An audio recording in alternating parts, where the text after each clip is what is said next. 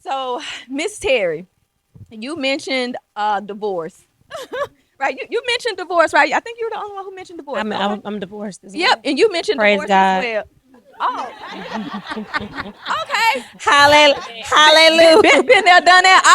All right. So this Nah, it question. wasn't bad. It was good. All right now. All right now. So this question is for the three of you. Okay. All right. Um. So motherhood after divorce. How do you rebuild a family after it's broken? Love, communication, and being open to the change. Um, Me, my daughters, all four of them, my two that I birthed and my other two from my marriage, we're one family. The common goal for all of them was is that marriage did not make you my mom. And they love me the same, even though we're not married, but we have a relationship or a respect that we can get along to communicate respectfully because these, the bad part about it, y'all, with my blended family and that is, you know how that thorn was in somebody's side?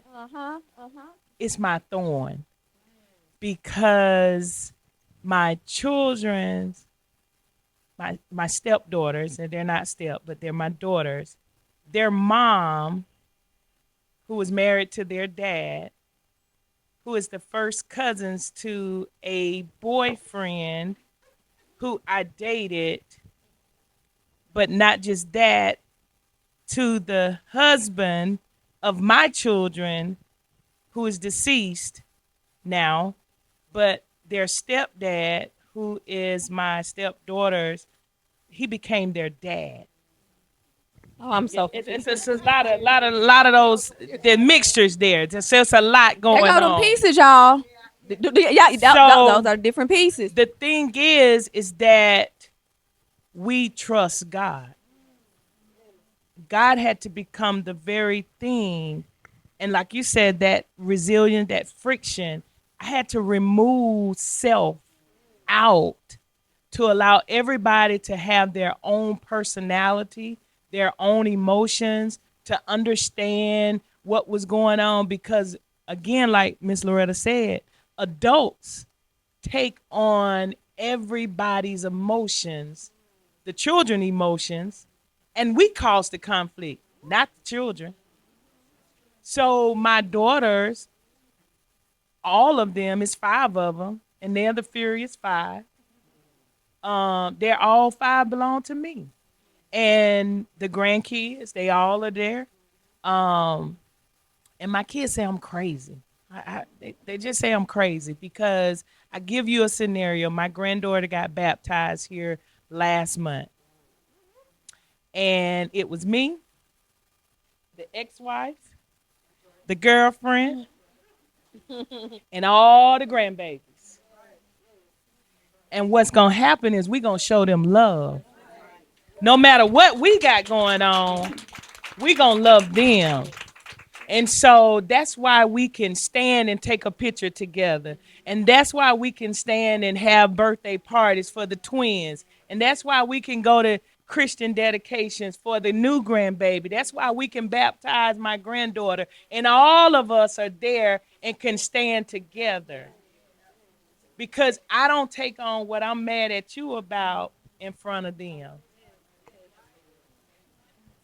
That's good.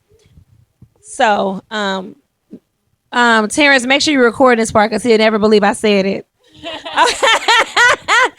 Okay, so So together, my ex-husband and I have 5 children. I birthed 2. He had 3 prior to us getting married. When we started going through our challenges throughout our marriage, everything that went wrong in our relationship, my daughters blamed me for it. They blame me for it because they're daddy's girls. And I will, this is the part right here, that's the good part for him. He was a great father. He was amazing. He was the primary parent, taking them to school, picking them up, all the things. He was that person, right? I was just the one going to work and stuff because he had retired from the military. When we really got here and got going, he had retired. So as we started to go through our divorce and the dynamics changed, our children were used to being raised in a 2-parent household. I listen, I was raised in the hood, right? So they got it real good. They got their mom in the room, in the house, their dad in the house, and he's an excellent father. Their mother is figuring it out, but the father is good. So when we went through the divorce, it was so hard. It was like the hardest thing I ever had to go through because I never seen marriage before. My family ain't nobody married. What? Baby, my folks got multiple kids by multiple women, so I didn't know what right looked like growing up. So, but I knew that being married to him was not good for me because I wasn't happy. And in order for me to continue to be the best person, best version of myself, I have to put Sherry first. I know that sounds bad because I'm a mother, but I had to take care of me and my mental so that I can be to them what I needed to be. But I went through hell. They were angry with me. They didn't want to live with me. They didn't want to be around me because I was not with their dad. Now, I did a very great job of sheltering my children, so they didn't understand all that he did. Stop recording. But he would share he would share to them the things that he was upset with me about. So he looked like an angel and I looked like the devil. Okay. However, we went through a horrible patch, got the divorce, and somehow we are the best co-parents that you could use. If you see us in a room right now, you would think that we always been best friends. Somebody asked him the other day, I met a lady named Sherry Aaron the other day. Are you some kin to her? He said, well, we were in the same building some years ago. So our relationship, but going through having daughters, listen, I'm what he said. Having daughters and their father being present in their life is something special. Girls love their daddy, okay? And daddy can't do nothing wrong. That mama, they can't do nothing wrong. Daddies can't do nothing wrong, okay? But I will say he was a fantastic father, but he was not a great husband because with the trauma that I had growing up, he didn't know how to love me the way I needed to be loved, so it didn't work out. But that was hard, but we good now. That's good. I love We that. good now. I love that. I love that. I love that. I love that. So you just mentioned about being a daddy's girl, and I know this is a mother's segment, but growing up, what was it like having that dad or not having that dad present? Do you feel that somehow affected you, or how has that affected you as a woman? Because listen, men are important in their kids' life. Whether it's with the son, a lot of people like these boys need their daddy. These girls need their daddy too. We need we need our daddies or somebody daddy. But we I'm coming real quick. somebody daddy, Real quick. So I'm gonna comment. I'm gonna slide the mic to her. If you've never been to Jamaica, you're not gonna miss Jamaica. Do you understand? I never had a daddy, right? So I didn't miss it. But everybody around me had a mama. Because the mothers were the one raising the kids. The daddies wasn't present. So I didn't miss it because I never had it. My friends didn't have it. Their daddies wasn't there. I don't know if I knew very many people at all that had their dads in their life. So it didn't bother me. But now that I see what my children have, I wish that I would have had it. But check this out, what God did. Because even though me and God argued a lot growing up, we good now. Baby, me and God be in these prayer closets and we be in these streets. But seeing with and my dad now, right, we have a great relationship, and God did it the way it needed to be done. But I wish that I had him growing up because he's great. But what he's doing now is he's making up for me with my children. He's the best grandparent. He bakes with my kids. He cooks with my kids. He takes them fishing. Do you understand? So yeah, I ain't missed that because I ain't know nothing about that. All right, all right. Can't miss something we never had. Wow. Wow. I love it when we talk about men because having a man or father in position means a lot, and it really shapes a family. As a my mom, when she got married because she got pregnant. Okay, she got married because she got pregnant. 2 years into the marriage, they went into a divorce. I don't remember a father until my mom, my stepfather, who is my dad, because he adopted me. When he married her, he said she would not feel like her name would not be different from ours. So when he married her, he adopted me as well. And he's military. So military brought him here. So I didn't see a dad until I was 8 years old. But before, between a baby and 8 years old, keep in mind, I was always with my grandmother. She was always praying for me. And I remember as a child in school, I was probably first or second grade. I used to come home. It was just me and mom. And we live over here in Riverview. And I was like, Mom, why I don't have a daddy? I see children, parents coming to pick them up, take them to school. And I was like, where's my daddy? She said, I'm your mama and your daddy. And I understand what she's saying now, but back then she was letting me know she's taking care of me. She's doing it all, and that's all I saw. So I used to pray for a daddy. I said, God. And when I was with my grandmother, and I said, Grandma, I want a daddy. And she said, God will give you what you need. You do have a daddy. She said, you do have a daddy. You couldn't get here without mama and daddy. But I didn't see a daddy. So when my mom met my stepfather, and when I was 8 years old, when they got married at 10, he showed me what a husband looks like and what a father looks like. So that's why when my husband found me, and hear me, I said, when he found me, That part. Okay. I knew what to look for. I knew because my daddy showed me. Having him at 10 years old, he was in the military, being a sergeant. He had a lot of males under him. When they would come to the house, even when we were in Germany, when we would travel, he would tell them, this is how a man handles business. This is when they didn't want to go home, he said, go home and work it out. Get out the street, go home. He showed me. He told me, when that day come, when you become a young lady and you want to get married, this is how a husband treats his wife. This is how a man treats a woman. I didn't look for nothing less. But my daddy showed me. So to God be the glory. God, I thank God because it saved me from a lot of things. And so, again, back to full circle, why I was intentional and me and my husband about parenting. Because I saw what the trauma of it, what it can do, and not having that foundation. Good. So, who said roll? So, Mama, can I share your business just a little bit? Okay, so, we talked about her being a teen parent, but what I didn't say is that my mom was taken advantage of at 13. That's how she became pregnant with me.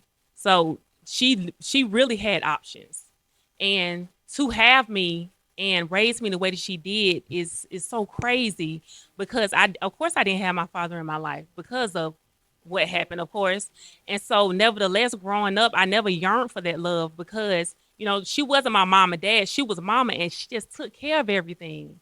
And so I never was, of course I was angry as I grew older and knew why I didn't have a father. I was angry at him, of course, but I never sat here and was like, man, I wish I had a dad.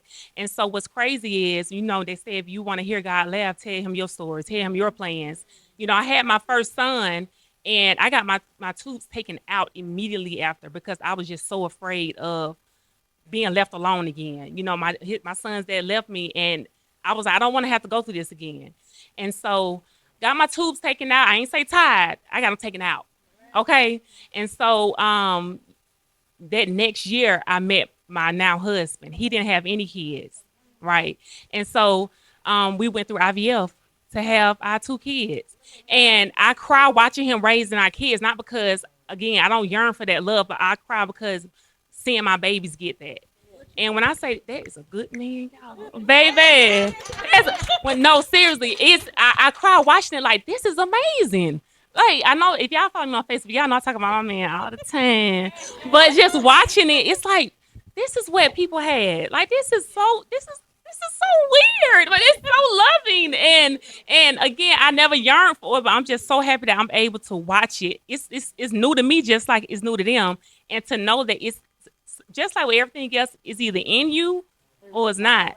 And I'm just grateful that God gave me somebody where it's in him, and to watch it, man, like to watch everything just grow I mean it's just amazing. But again, like you said, Miss Sherry, you didn't miss it because you never had it, and I didn't. But watching it, right in front of my eyes, it's just an amazing thing, and I'm just grateful that you did your thing, girl. You did your thing, mama. And that's how I feel yes. too. Watching it, I'm gonna brag on my husband and my daughter dad, because we co-parent, just like we co-parent. We didn't get along while we was together with my daughter dad, but every soccer game he was just that. You thought he was the coach out there. I love seeing the love that my daughter get from her dad. He named her Sarah, and I don't know why I let him do that. He named her after his grandmother. She's our only daughter, so he's amazing. Like doctor's appointments, and my husband too. When I met my husband, he was taking my his daughter hair down. He was taking her to doctor's appointments, taking her, giving her shots. She has bad allergies. Went to Muffins and Moms. Was at Muffins and Moms, cause so she can see her face in the out there. And my husband's going through dialysis, and she had an award ceremony. He left dialysis, drove himself to the award ceremony so his baby can see him. And when I say I brag so much on my daughter dad and my husband and my dad, he was in the streets, but he let his money speak for him, and I didn't like that. I love my daddy to love him. Talked to him yesterday. I done had 3 graduations. I was the first one, my mama and daddy graduation they ever been to, and I was so proud of that. My dad, he was so proud of me. He bought me and my son a car. When I got older, he made up for what he didn't do when he was in and out of prison, and so I don't hold that against him. So, and I just enjoy watching him being a great grandfather. My son is their first grandchild, so he helped with money to get my son a car, and it's just men are important. All you men in there, obviously, but y'all are really important in kids' lives. So again, y'all heard that, man. Y'all heard if nobody ever told y'all are important. Y'all are needed. Y'all are smart. Y'all are important. Listen, because I always wanted to be a daddy's girl, but I'm mama's baby, and I'll take that with a whole little crown and dress it up and make it really cute. And I wanted my daughter to be a daddy's girl.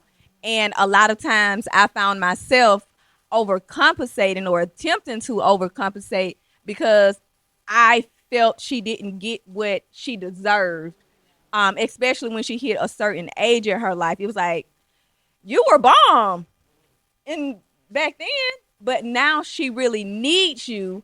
And it's like, where you at? Even though she had and still have someone, it wasn't what she was accustomed to.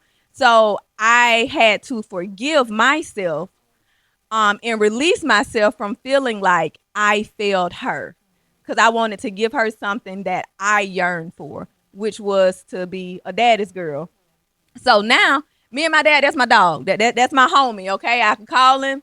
He gonna tell me I'm doing too much and I need to rest. And I'm like, all I did, I just woke up today. I ain't even doing nothing. So having men in your life is definitely important. So we're getting ready to wrap up this segment. I do have one question, one and a half questions, okay? And we are everybody here has been married or is married and have kids. And this question says, marriage and motherhood together.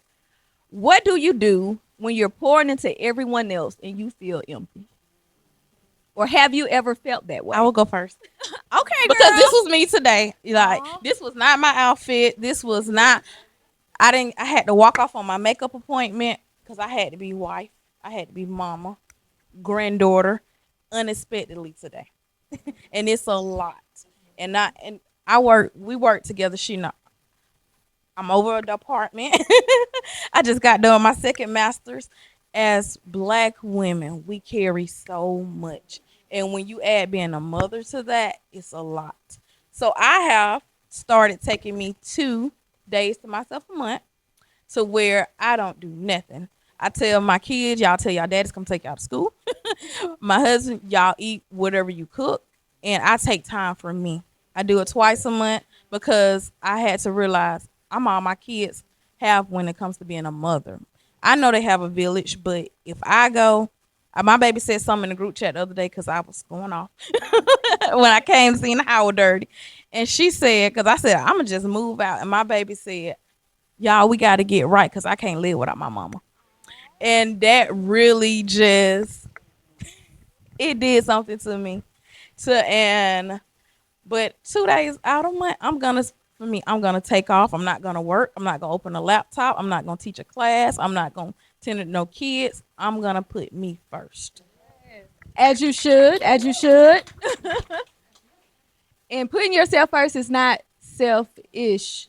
It's actually selfless. But I heard from somebody, a real good doctor, he called it self-full. I ain't calling no names, but y'all make sure y'all check out Matthew Sanchez, okay? But yes, I used to do that for a little while, okay? And I said Mondays are me days. Monday don't bother me.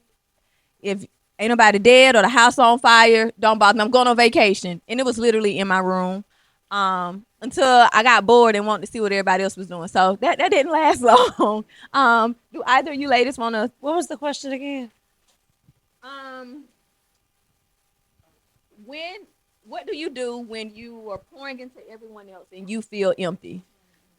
I knew that was the question. And I was trying to think like, I think that, so yesterday I met a young lady running for the Secretary of State, right? And I don't talk about this because it is what it is. But I was explaining to her and the group how I was tired. I was tired. Me and God had a conversation because I'll run so much to where he had to put me in the hospital. Okay, he had to sit me down.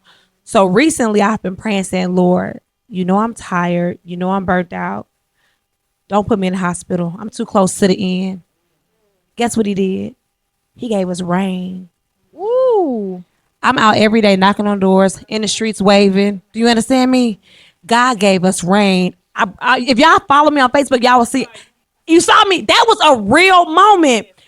Miss Connie said it's gonna rain on Saturday. I said it's gonna rain on Saturday. I fell to my knees. I said, "Thank you, Lord, for the rain," because and my kids, they know they share me. My daughter sent me a message the other day and was like, said all these things, but all I heard was her saying, "Mama, you a mama to everybody else. Thank you for you." Right? That's all I heard. The message was amazing.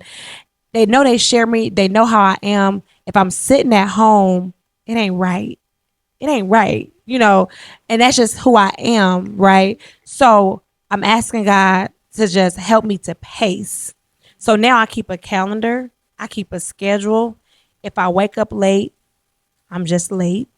I apologize, but I do my best not to be late. I do take time for me. I take my prayer closet every day. That's my time, me and God. We good, y'all. Y'all just don't even y'all don't know where we come from, right? What they say, I started from the bottom, now I'm here. I started at a place to where I was so angry, I was so bitter, I was so many things. And now I'm good, right? And I said that because I needed y'all to hear that, because as I'm out, it's so wonderful for you to say it's gonna be all right. When you see somebody outside, maybe tell them they pretty.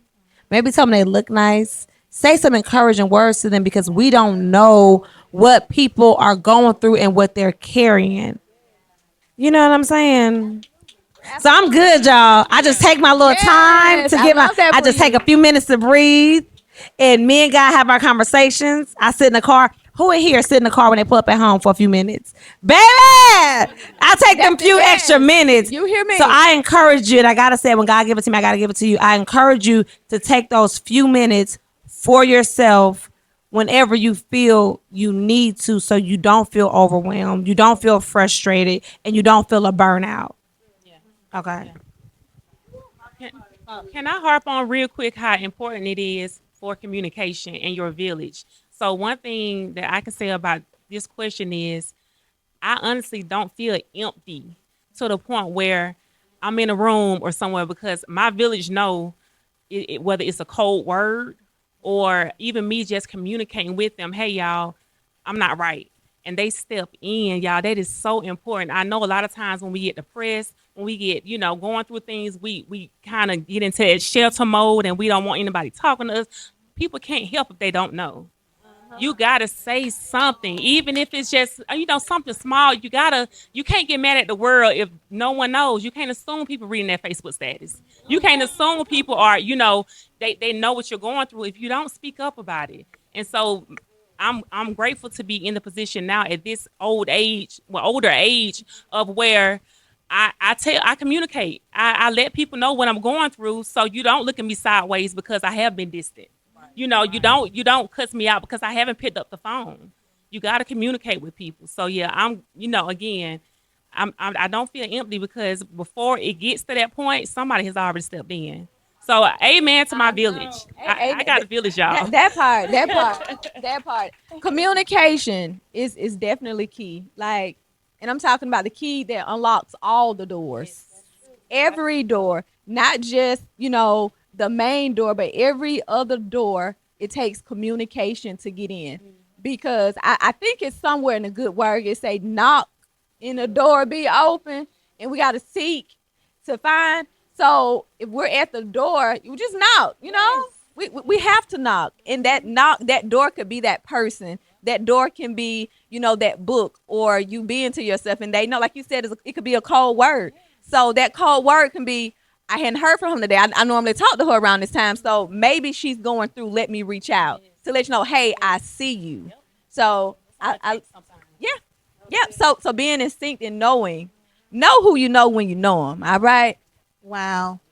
Um, I won't ask you to ask the question again, but I would say when I feel or when I have felt like I was burned out, what I do to reset.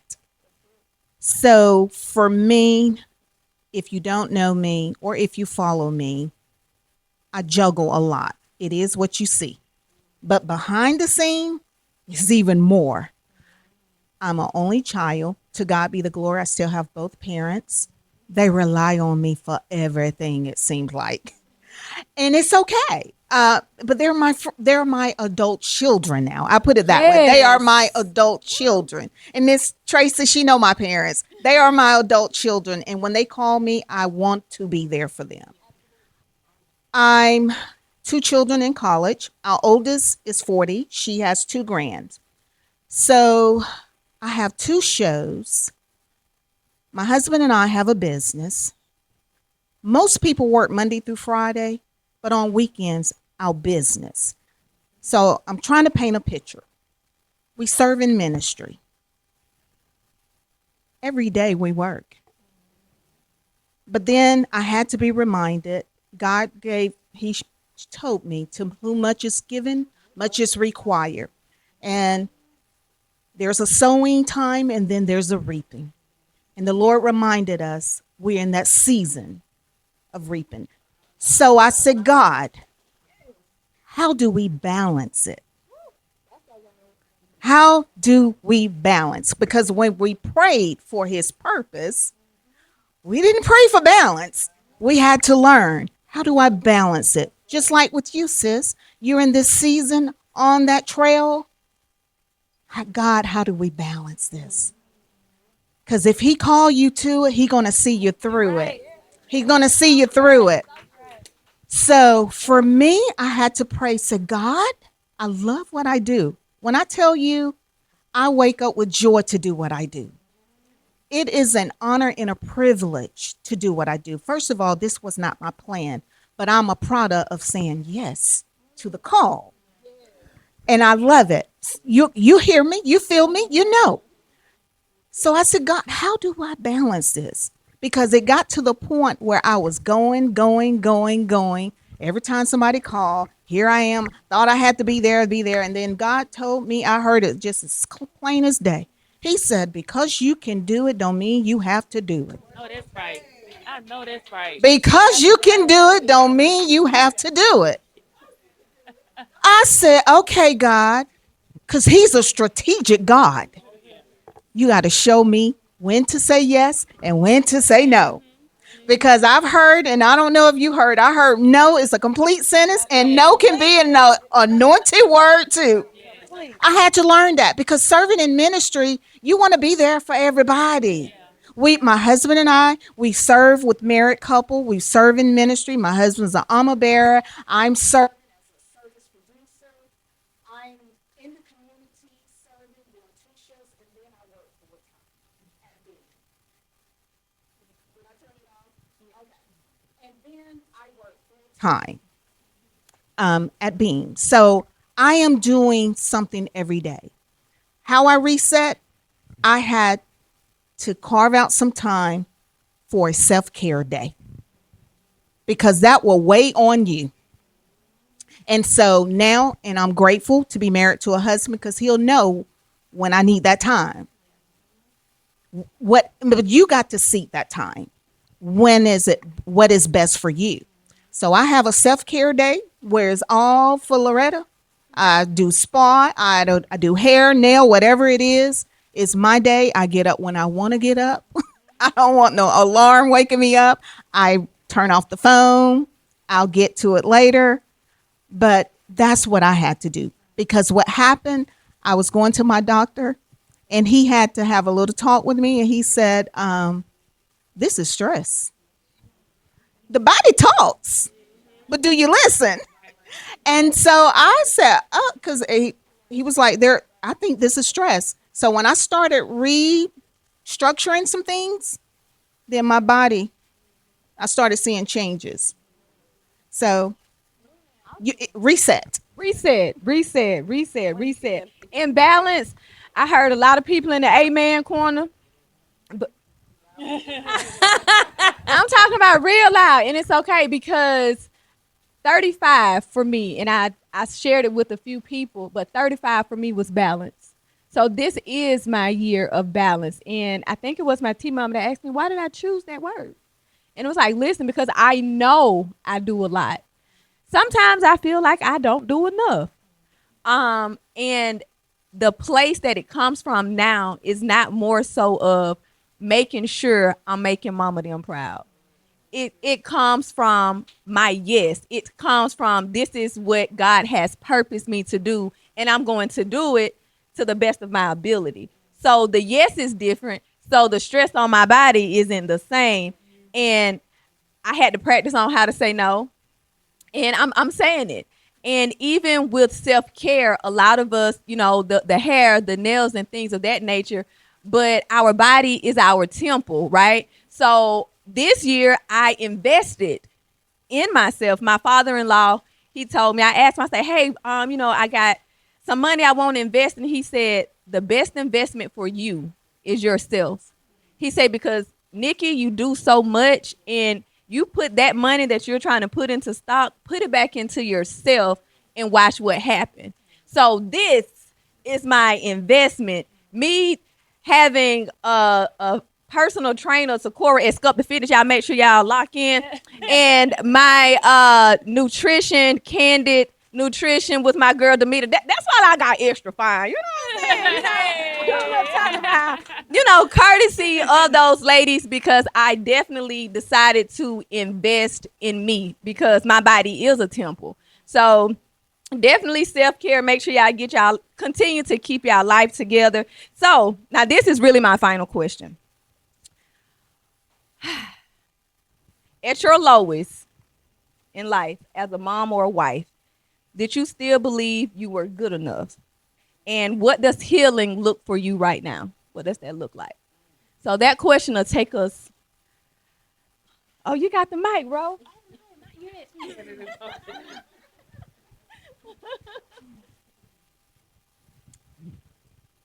I was at my lowest, and I was really being real with myself. I had to be real with me first. I had to be honest with myself to say I wanted to heal. A lot of us say we want to heal, but we don't want to heal those things that we need to heal from. So I had to be real with Terry and say what it was. It's you. You need to heal from you. You need to heal from yourself. You need to be honest with yourself. We suppress so much that we put it out of our minds. I first had to learn how to forgive myself.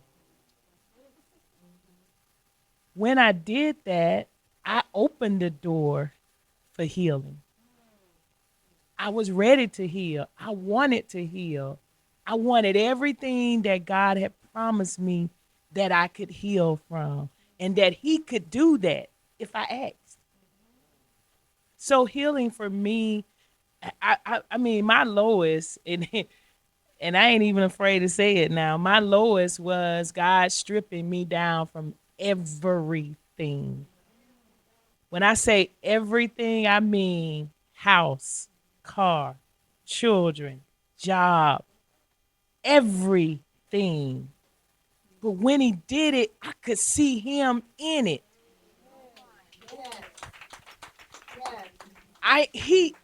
If He didn't remove it and take it away, I would never take the step to want to heal. I now live with my daughter. Whereas I should be the mom.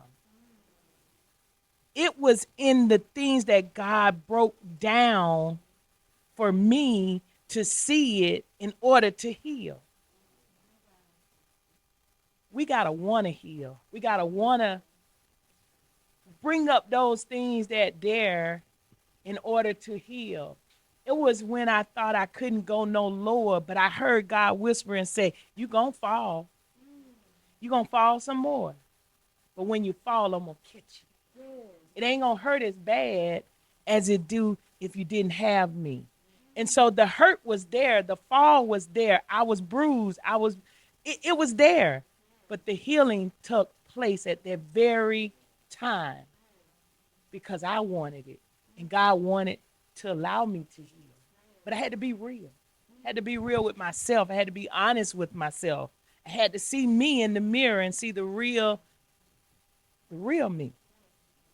So I love healing now. I'm blooming, y'all. I'm growing. I love saying it now. I know me and Taisha say it all the time, but I love blooming now.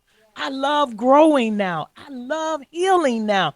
Every day is something new. And God, I can now identify my triggers when it comes. And now I want to heal. Okay, God, well, bring it on up then. If you're going to bring it up so I can see it. And now I can show it and I can heal from it. So I love it, y'all. It was raining, and I'm glad it was raining. Thank you, Sherry, Me for the too. rain. Because I was saying to myself, I'm growing. I'm getting ready to grow some more. So, yes, I love it. Oh, it is. Okay. At my lowest point, let me just say, a lot of people don't know my story. So my lowest point, one of my lowest points was when my son's dad left. When he left in that moment, I felt so alone. And my mom, of course, she was there, but it was me praying to God to help me not be so angry at him. And so, funny, my sister and I, we knew I needed to leave Columbus. And a lot of people don't know, but what we did was we actually Googled the safest place to live in the U.S. and it was Middleton, Wisconsin. Y'all, we packed up. Me and my mama packed up my apartment and we moved to Middleton. Me and my sister moved to Middleton, Wisconsin. We didn't know a soul. We was the only two people, black people, that we saw was each other. That's it, y'all. We didn't know anybody. And so my lowest point taught me how strong I have to be for my 10-month-old at the time. Me and my mama got in that truck with my baby car seat and drove 22 hours to Middleton, Wisconsin. From there, my son needed a surgery. I didn't have any insurance. Y'all know what I did? I walked to the recruiting stations crying, asking them, how can I join the military so my son can have a surgery? And I did. I joined the Army. My son he did everything that he needed within that year. My mom was there to take him to physical therapy, to take him to the doctor's appointments. So my lowest point taught me that your decisions now affect you later. So now I think things through very well. I make sure my community supports me the way that I need to, and I don't just let anybody in. And I'm strong. Like you really don't realize how strong you are. We all strong, but when you become a mother, baby, 22 hours, Middleton, Wisconsin, it was cold, y'all. It was so cold, man. Yeah, so my lowest point definitely taught me how strong I was, and that I'm invincible, man. I can do anything. I could do anything, especially with that woman. Yes. And anybody else? I mean, if You know, I want to say something. But first, I wanted to say something. I've had some anger with my biological dad. Um, I think it's because for me to know how does this man just leave you, or your biological mother leaves you at an orphanage? How do they do that? So when I became a mother, and then I'm doing wrong, I'm like, God, why am I doing wrong? What am I doing? You gave me these children, but yet I'm doing wrong. So when you were saying that, you know, as a little girl, you're reflecting, you're seeing yourself in the mirror, you're like, okay, all right, this little girl, you know, you got to get this little girl, and you're seeing your children as an adult now. You're seeing that these people are depending on you. And when you're seeing yourself battling with different obstacles in your life, you lose everything. I've lost things too. I mean, more than once. I've lost things more than once. But the glory of God, He showed me one day in a hotel when I'm asking for death. He says, I don't need you to do death. I need you to do life, because you got 2 children. I almost lost one through foster. I had one with with my parents taking care of. I got this one back. I fought for him. I didn't want nobody. Nobody was going to take him. And nobody was going to take her. I said, no, that was my rock bottom right there. I said, I'll be darned anybody was going to take these kids, because I said I had 2 parents that for whatever reason they put me in a foster, not a foster, but an orphanage back home where? Costa Rica. But for whatever reason, again, for whatever reason they did, although I still had this, this pain right here, because I don't understand why they left. And that's not just me. I have 4 other siblings. They did that too. I'm my children say, why don't you one day do you want to meet them? I don't know if we're still living again, but that's still today at this age, I'm still hurt.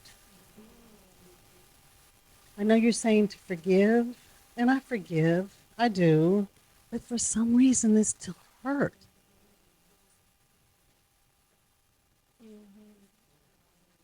and you know what, Miss Sanchez,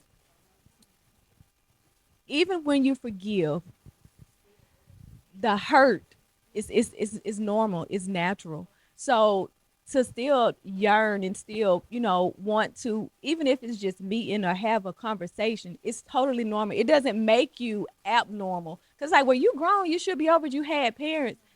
That's your timing. Your healing is in your timing and nobody else's.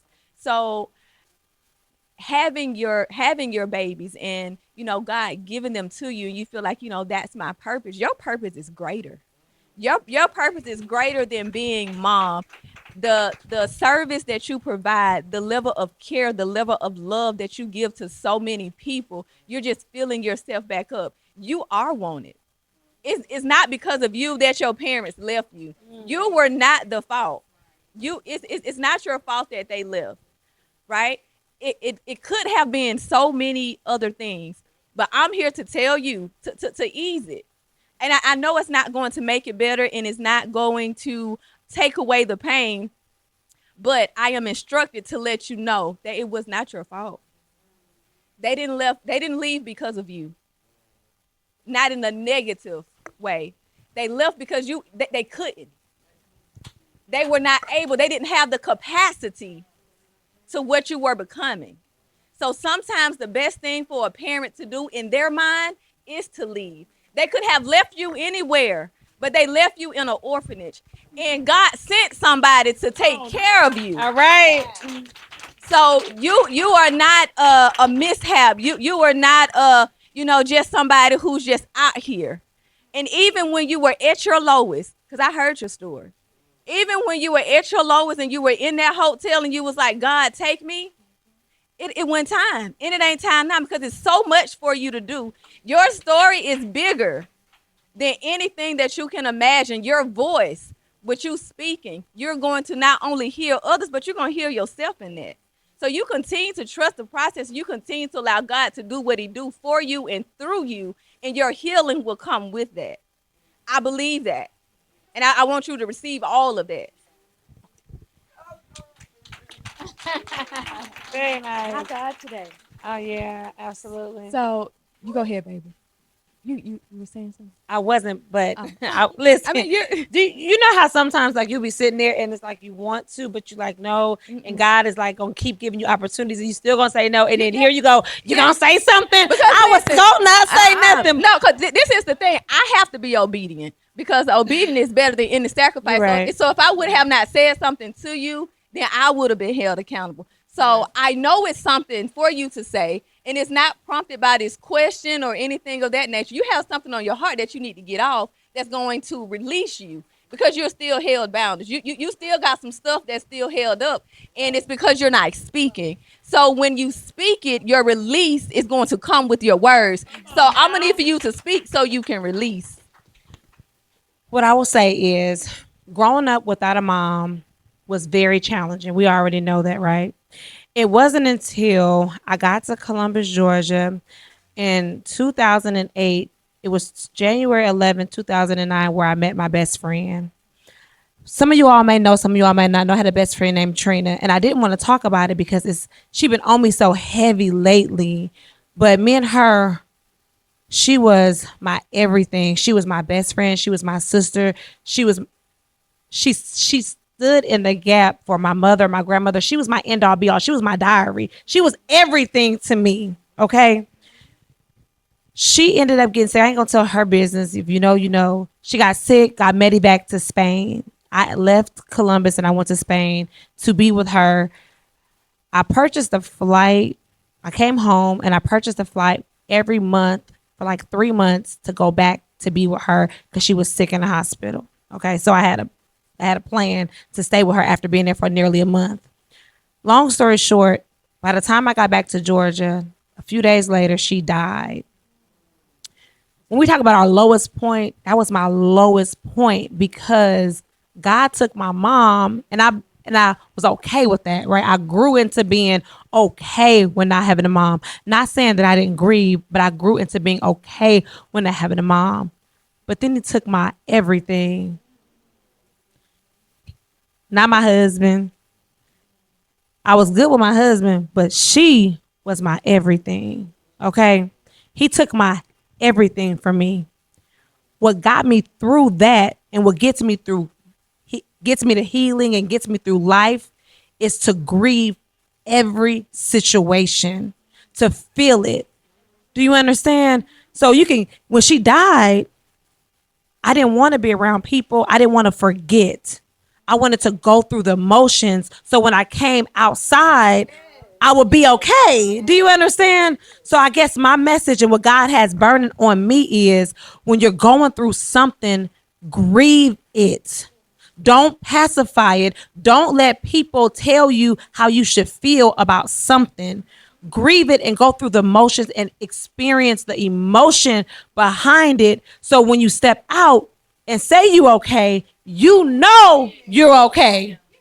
That's what God wanted me to say because I grieve everything now. Relationships, me and my daughter, we get to fussing. When we done, I process it. I grieve through the argument, right? So when she come back around with her mouth, we good, girl. I done already healed from that. We good.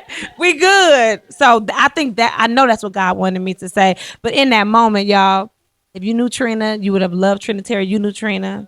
That was my girl. She was the best thing that has ever happened to my friend, my sister. That was the best thing that has ever happened. And folks gonna get mad. Relationship folks gonna get mad. I don't care. Trina was my person. That was my person. And life without her is different because I go through so much right now on this. Not even just the campaign trail, just dealing with children and just dealing with life. And not having her is hard. So that's why I have God. Like I said, we argue growing up, right? But we so good right now that I don't care what nobody say. I'm taking it to God. Do you understand? That's it. Amen. Like, listen, that is amazing. And you said your friend because a friend will stick closer to you than a brother. And having a friend, especially as women, we get into this no new friends or I don't need friends and this, that, and the third. But baby, listen, you can have a husband, you can have a mama, you can have a child, but ain't nothing like a friend. Ain't nothing like I don't even know. She was in here somewhere. I don't know where she went. But that one, Jasmine Latia, been there since day one. A lot of people left because I got pregnant with Naya. That's Tanaya, other parent. Like, and I'm talking about will drive from Atlanta to here for anything I need and vice versa. So having a friend is definitely important. It is vital to have someone that you can call your friend. Y'all don't have to share the same bloodline to be your friend. And as an adult, I thought I was good on friends. Like, that's it. But along my walk with Christ, I met another one. And I'm talking about I'll tell the highway down to get to me. And I'll tell the highway down to get to her. Because that's just the way it is. And I ain't even gonna say her name because she don't like to be put on the spot. But just know, just having that is so vital. So at this time, let's give this panel an amazing round of applause, y'all. Yeah.